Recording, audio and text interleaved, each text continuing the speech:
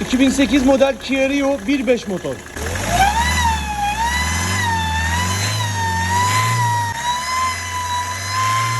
Turbo sökülüyor.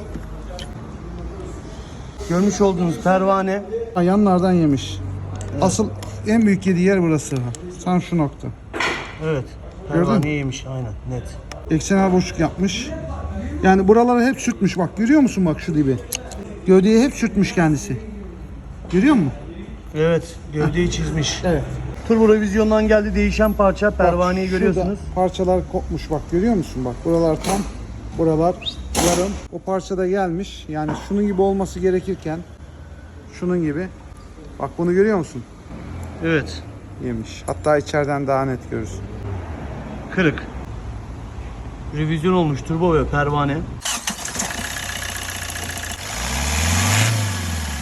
Şu an araba tamam.